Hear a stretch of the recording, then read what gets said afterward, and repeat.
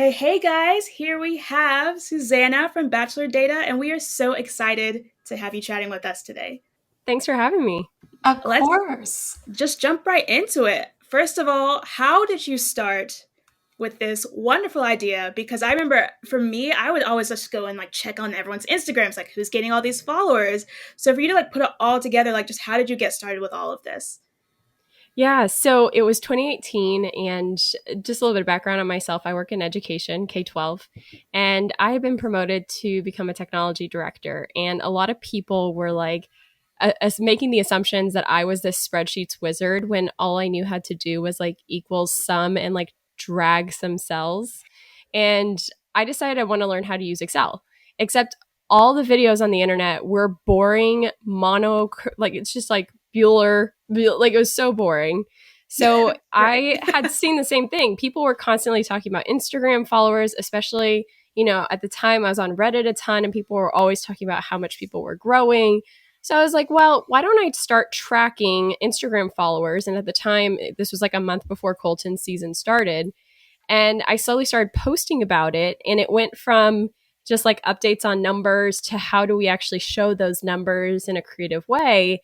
And then I started my Instagram account like a month before the world shut down.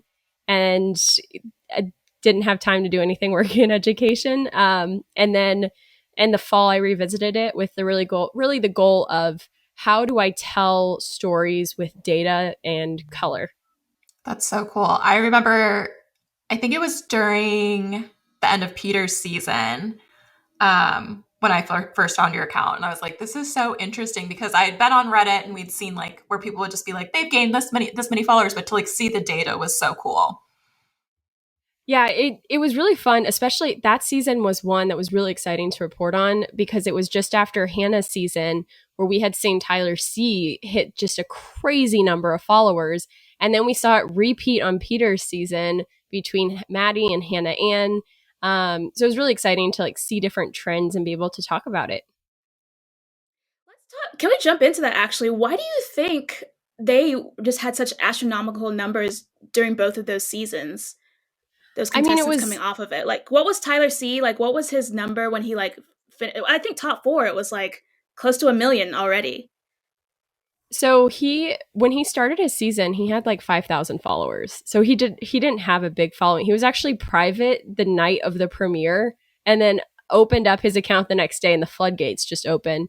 But I think that was the height of Instagram for this franchise. I don't think that the downward trends on numbers recently is saying anything bad about the franchise. I think there's just been an explosion of TikTok and so many other things that are pulling away our attention, especially now coming out of the pandemic. But I think it was just great storytelling around love. Like we saw Tyler's storyline growing throughout the season. I also think the spoilers played a huge part in it because the original spoilers were that it was Tyler C was the winner. And then I think on Reddit, they called it like Black Tuesday or Black Thursday. I was boarding a plane when this happened.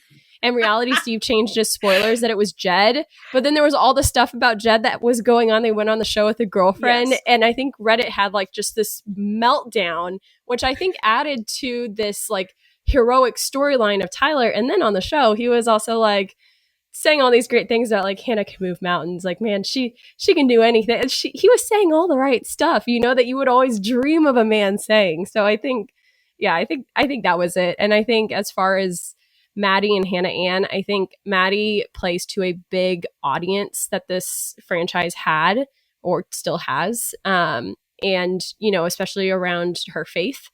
And I think that's a big thing that people wanted to follow in her. And then for Hannah Ann, I think it's another, big niche in this franchise, which is the like lifestyle, like Hannah Godwin as well, like, beauty and lifestyle stuff. So It's been so interesting to me with Hannah Ann after how she's like pivoted to this like cooking niche because it seems so unique to Bachelor Nation. Like everyone else is like lifestyle, beauty, fashion. And she was like, I'm going to make cooking videos, but it works for her. So yeah. And like I can't criticize her. Like she's like laughing her way to the bank, just like all of them are. I mean, anybody over 100,000 followers, like they're making bank off of their right. followers. So, it's fun to follow along though to see, who's gaining a ton and, who isn't and what's driving that. And there's not really a lot of other accounts doing stuff like you are doing. Like, I think there's Game of Roses podcast that kind of analyzes the show from like a sports aspect. And I think perhaps like Batch Watch League. I think they help you with some like word things. But I mean, like, that's it. Like, when you talk about making your own lane, like the Hannah Ann and cooking, like how to stand out, like you guys are really all doing it by yourself, right?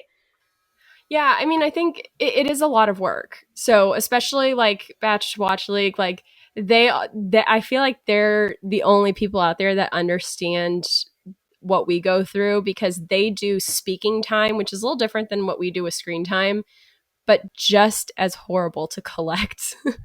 Because it's a lot. It is a lot of work, and your wrists really hurt afterwards. But I think it's a niche that a lot of people aren't doing right now. I think, like meme culture is massive and it's a lot easier.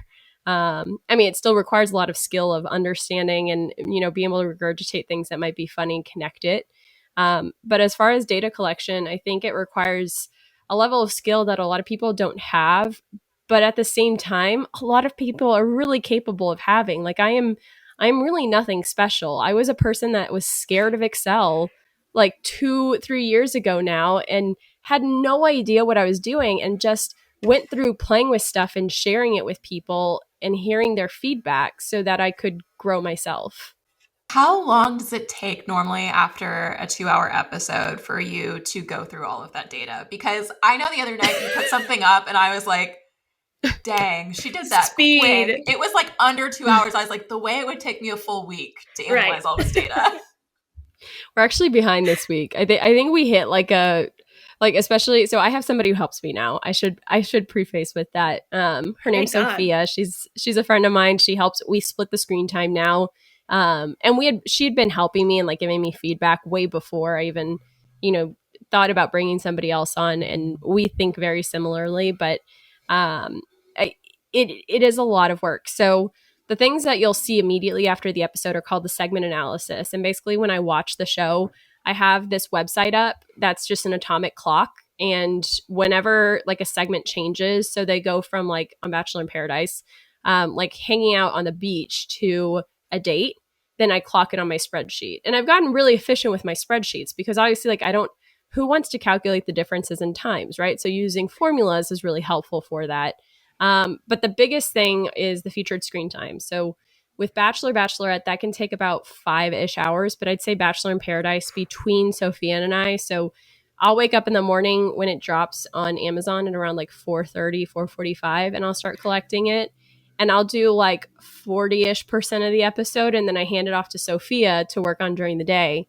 And I'd say now it's been like double the amount of work, just because there's so much bouncing back and forth between who's actually featured versus when it's an episode, it's actually more focused on people versus it feels very ADD, honestly, or ADHD. Mm-hmm.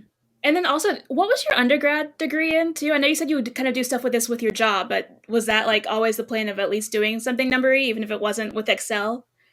I was elementary education. So I was an elementary teacher first. And then when I moved to Massachusetts, I actually was having a hard time transferring my license from Texas to Massachusetts because Massachusetts is a nightmare to get licensed in as a teacher, and just happened upon this tech specialist role that ended up morphing into technology director. Very cool.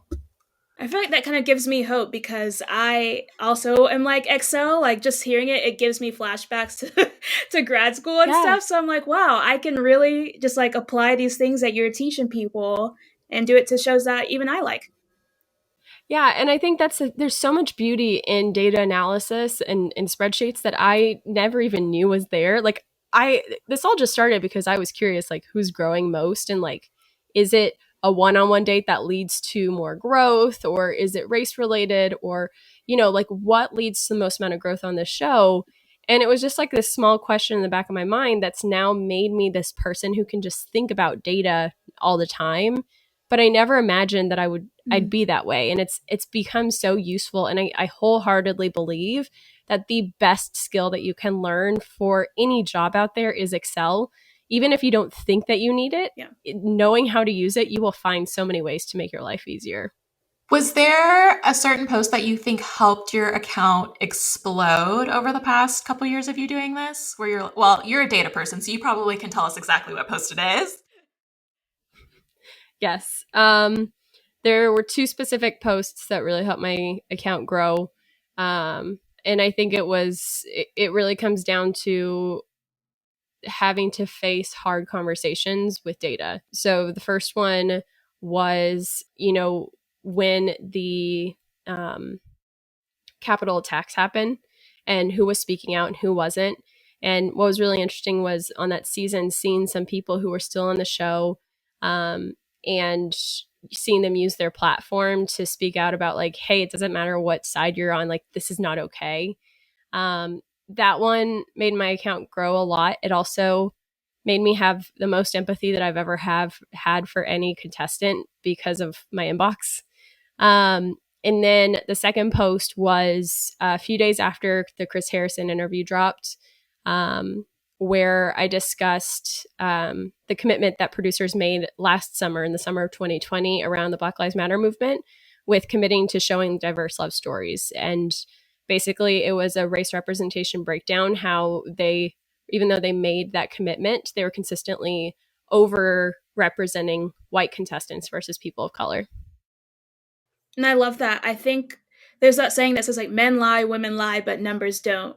And I know that you had this like that specific post that shared like the screen time versus like how many people of color. This was like a historic season to have so many, for Matt James's season that we're talking about, so many contestants that were women of color, and to see that the screen time was less than half than their white counterparts who were, less than half of the cast that were there. So like just to see it, that, black and white or very beautiful color, visualization graph that you made was very eye-opening, I think, for a lot of people who can just say, oh, it's, certain storylines or it's because of producer things. But like to see it right there in front of you, it's something that you can't really deny is happening from the franchise. Yeah, 1,000%. And I think it's a good starting point for people to have these conversations. I mean, myself, like I'm a white Brazilian, but I grew up the majority of my life in the South in Texas.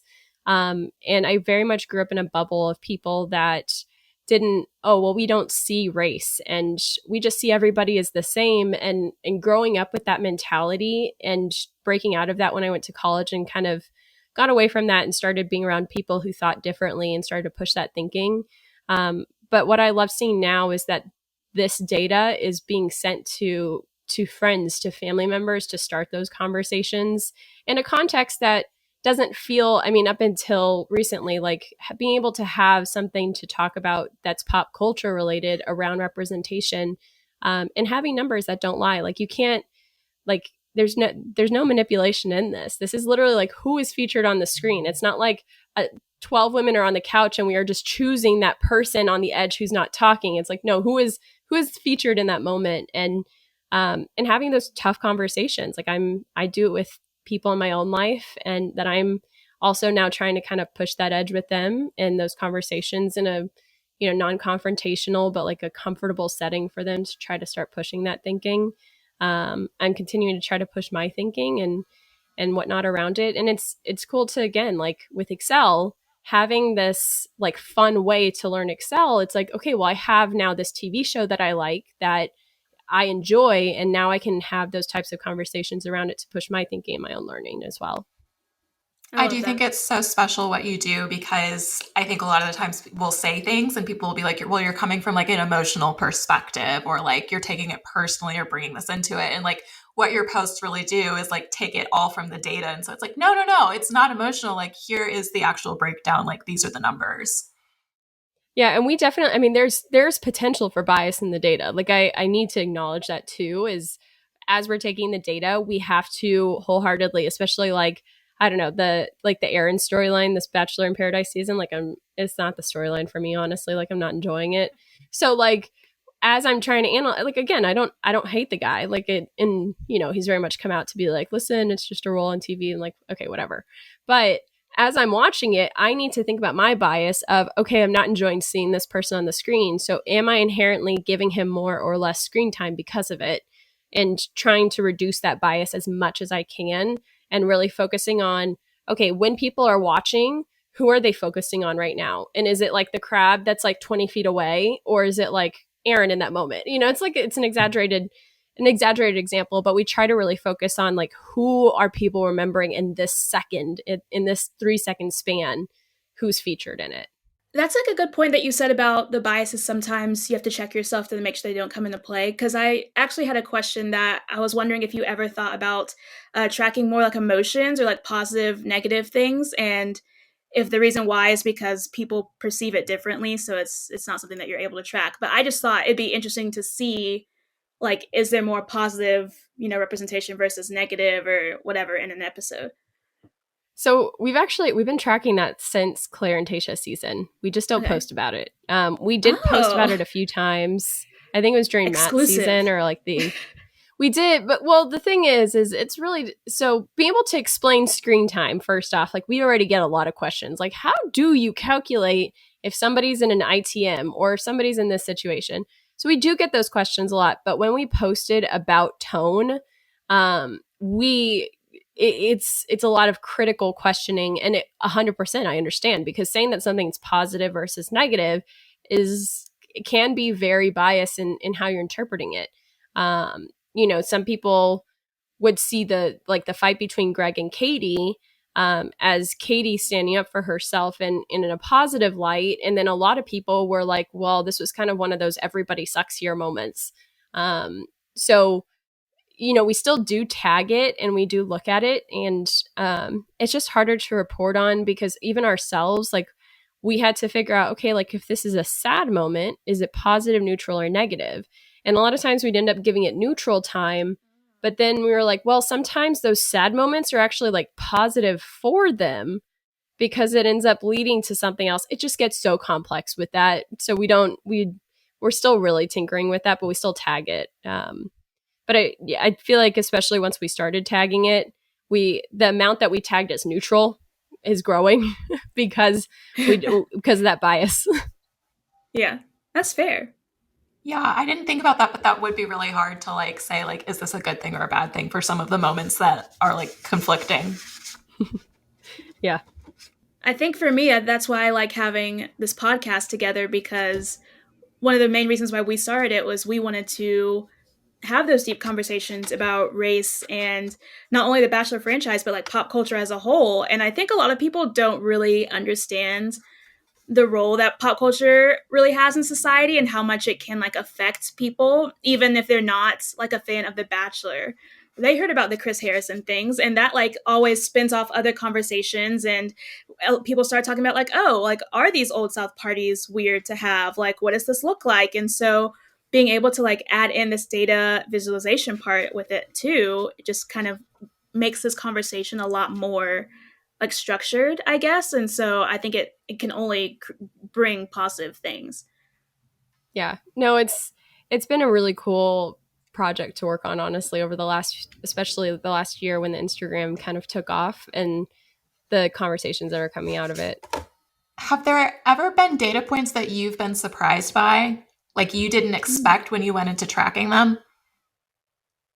Yeah, I'd say the first one was during Colton's season with Tasha. So tracking that season, I kind of created like a heat map every week of like who grew most. So you could just look at a list, like a big table, and every column would be that person's or that week's growth, and then the people's name would be on the left side. So it'd be like a heat map every week, and you'd see spikes for different people every week, like if they had a one-on-one date. And it makes sense. You have a one-on-one date, you grow more than other people. If there are spoilers out there, you're probably growing the most people. Not always, though. And then Tasha had her first one-on-one date, and she wasn't a blip on the heat map. She had a lot of screen time. She had a one-on-one date, but she didn't have the growth that her white counterparts had. And I think that was one of the first posts that really took off on Reddit when I posted about it. And, like the first comment was like, sounds about white. And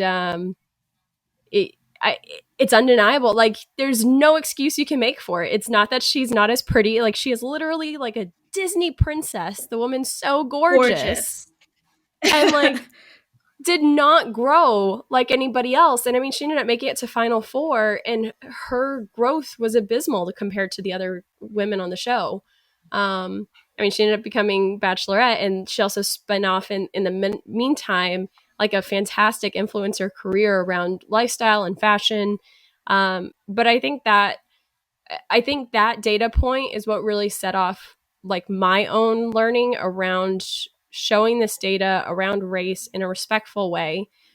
Even my own understanding of like, what does BIPOC mean versus people of color, and then even understanding who is within people of color. And like, it's embarrassing to say that now. Like, I hate that I didn't know that at the time. Like I always thought people of color was, like one group, but I didn't realize how complex of a group it is. And especially when you get into like mixed family backgrounds, what that looks like. But learning through, I think that's been always just the data point that pops and stands out more than anything else. And then there's the fun stuff too, the fireworks dates and like the horseback riding dates. Like people love those around, being able to find a trend of like, oh, they got a fireworks date, they're going to go far and stuff like that. I think that was one of my favorite ones that I learned. I think most recently was the fireworks thing. I was like, oh, I will definitely be on the lookout for this in the future. Oh yeah, fireworks, like you're going far. Like you are not going home early. Do you think, like, do people get mad at you, I guess, sometimes for the data? Because like you said, like, it's a spoiler that you're showing how much growth Greg got this first week versus everyone else. I think people do get worried around spoilers, and I will say, like, I have to be so sensitive to spoilers or else my mom will yell at me because she watches this show and she loves my account, but she hates spoilers. But like I have to keep up with the spoilers, because if I don't, I won't understand why people are growing, right? Right. Because it is a variable. Like it's a variable we can't ignore. But I think it's more like people get really sensitive about East Coast, West Coast, and I am on the East Coast, so I try to be like cover up and make it as most discreet as possible whenever I post within like 2 hours after the episode airs. But then you have the Hulu people, the next day people that you have to wait 24 hours. So then, yeah, just trying to be sensitive for spoilers because I want to make sure everybody can enjoy the page. That is so funny about your mom. I love that she's like, do not tell me the spoilers. Oh, she pulls the data for me. Like, so she pulls Instagram data for me now. And she loves it. Oh my gosh. She is the person that like, she also helped with doing that. She majored in translations back in Brazil. And she actually did the captioning for my Bachelor Data Academy Excel course. And through doing the captioning, she's actually learned how to use spreadsheets. So whenever she would accidentally like overwrite the person's link to go take the data from their profile, she's like, I learned how to do Control-Z from your course and I undid it. Oh, I love that. She's amazing. Yeah, was she the one that introduced you to the franchise? No, I introduced her. So I discovered it when I was in college. I was just like bored one day, and I was just like looking for TV shows online, and I found it was during Jake Pavelka's season, and it was like the best dumpster fire to like introduce to the franchise. I was hooked. Yeah. But yeah, it's the opposite. I make her watch it. But I watched Bachelor Pad recently, and it was like crazy. Yeah. Yeah, no, I make her watch it. Actually, this is her first season watching Bachelor in Paradise, and she did not understand the concept of it, and now she does. And she is so excited that her favorite Bachelorette, Becca Kufrin's on it, so it's going well. Love it. I was going to ask, have you had a favorite, since you've started tracking the data, have you had a favorite season of tracking data for, or most interesting? Yeah, I think Hannah's was my favorite. And I think it was just because like the growth was insane compared to Colton's season. And like before Colton's season, like not officially, I was like watching numbers along with people on Reddit as well. I think that was a really exciting season to analyze. And also because like I was spoiled at the time and the spoilers change and all that. So her season was really fun to analyze. And then same thing with Peter's was not only was his season was just a mess, but the numbers were also super interesting on his season.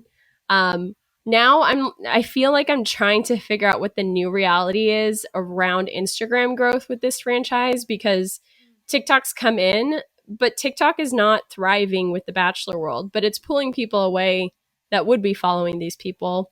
And then on top of that, there's so many more, reality TV shows that people are watching now. So yes, are people watching Bachelor and Bachelorette less? Yes, but they're also watching Survivor less, and they're watching Big Brother less. Like everything is kind of across the board going down. So trying to figure out now what that's going to look like. But I mean, every season I'm excited. I try to not be too critical because I feel like I want this show to do well, and I want to enjoy it. So I'm just trying to figure out data wise what it's going to look like now. I saw that you started the other account, the reality TV data account, and you were like trying to track Big Brother. I've never watched, but I'm like, I think it's time for me because I just started watching Survivor this year, and I think it's like essentially the same, just one's in the jungle, one's in the house. But have you found like any things that are like comparable from like tracking things for Bachelor versus other reality shows like Big Brother?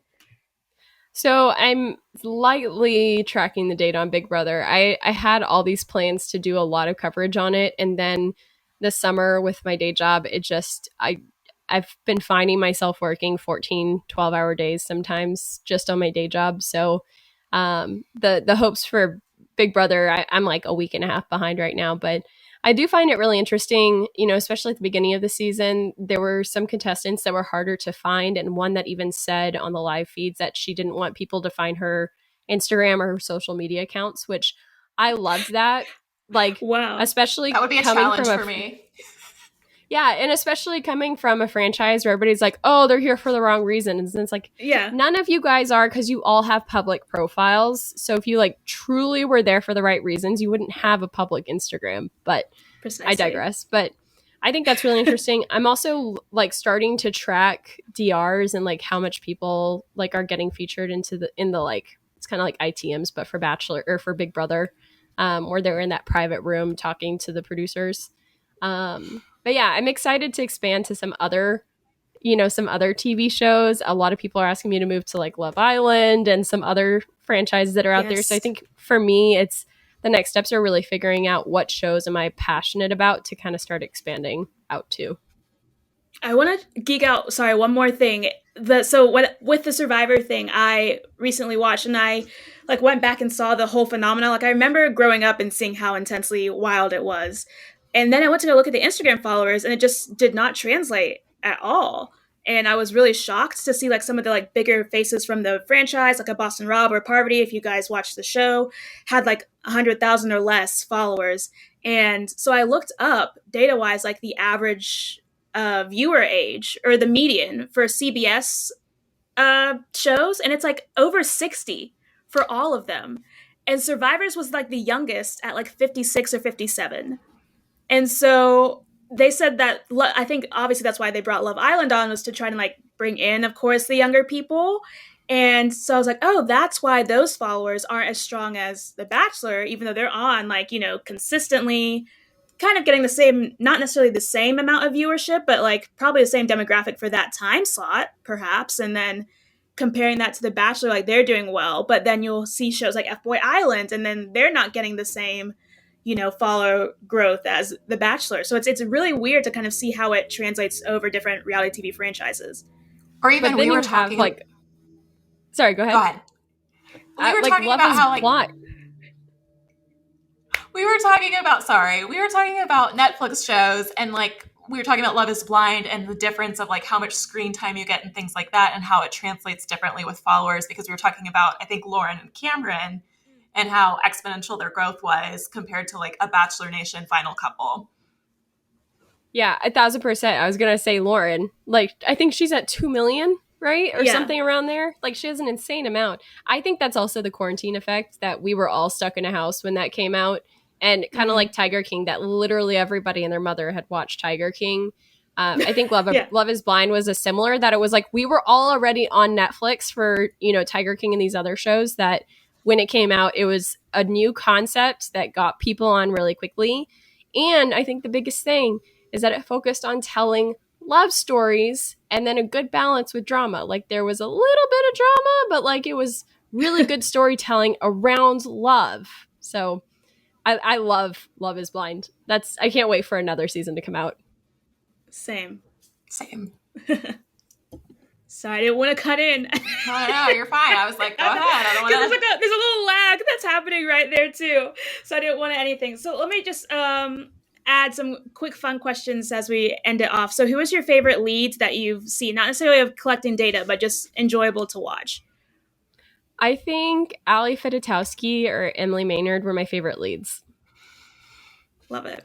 Any specific reason why for those two? I think it was like early on when I was watching that I could really feel like the women were kind of taking ownership of their storylines on their seasons and not just kind of like going along with what was, you know, like the standard quo. So, and then obviously as we went on, like Rachel Lindsay came on and she was just this amazing badass woman. Sorry, we can't cuss on here. Yeah. She was just amazing. No, you're fine. Like, yeah. Like, I just love when women come on and they're like, no, I'm here to find love. And it's okay for me to be opinionated and tell you that you need to leave, you know, and things like that. Like we saw it a little bit with Emily Maynard's season and Ali, you know, especially with like Rated R, Justin, you know, and then like moving on, I think they were kind of the first women that kind of started to really push like their own storylines. And then as far as the men's seasons, do I have any favorites?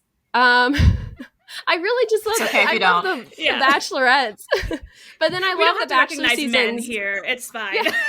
I like the Bachelorettes because they come from Bachelor seasons. Like I also love them on their own seasons. Mm-hmm. That's fair. Do you have any like favorite villains that from the show too that like you've kind of loved to hate them? I just loved Courtney Robertson. I know she's from a long time ago from I've just heard Flagic of her. Season. Her book was amazing. I think she was one of those villains that was like kind of like Olivia, like on Ben Higgins season, where it was like you were a villain, but like you weren't a villain. It was just like manufactured storylines around like people's toes and like just like very much like, you know, I mean, I guess Olivia did make that one comment with Amanda about Teen Mom, but like very much like not like an Aaron or like a, you know, Yosef or anything like that. Like a Victoria Larson type of thing. Yeah, I prefer the like villain light, you know, throw in a little bit of drama, just enough for us to like, you know, check that off and then we can get back to the love stories. Yeah, same. And before we ask you if there's anything you have to plug, tell us about how you got to the point of deciding to launch your course. Yeah, no, so I got a DM from somebody. It was just one random person that I'd posted like a picture of me working on my data before an episode started. And she messaged me and she's like, why don't you create a course to teach people this? And like I'd had people ask me it in the past, but for some reason that day I was like, you know what, that's a good idea. And I thought about it for like 2 months and was like, wait, this is actually like a good idea because I've been wanting to get out how to do this and how simple it is and like how empowering it is to learn this tool. But yeah, just getting around to actually sitting around and creating a course out of it. I think it was a really exciting time, especially because as an educator and somebody who works already in teaching people how to use technology, it was kind of like this merging of my passions into one place, and being able to do it now to help so many people it's really exciting. I love that. Same. Okay, now that we know you got these courses, you're doing your data thing here on Instagram, where can people find you? Where can they support you? And we need to plug all of the stuff if you have any more courses and things coming along down the pipeline. Yeah, so I'm mainly on Instagram under Bachelor Data. I keep trying to get into TikTok and then I run away from it scared, but I am on TikTok under Bachelor Data as well. And yeah, that's basically it. So right now, Bachelor Data Academy is closed, but we're going to be reopening in October when I launch the Excel version. So the first version we launched was Google Sheets, and now we're going to be launching an Excel one that is going to be a little bit more complex just because it's a little bit more of a complex tool. So it'll be a little bit of a longer course, but I'm really excited to get it out there and continue to grow the community of people learning how to use Excel. Great. We'll make sure to definitely put all the links to that below for you guys so you can follow her as easy as possible. But thank you, Suzana, so much for coming on and chatting with us. Thanks for having me. Okay, guys, we'll see you next time. Bye. Bye.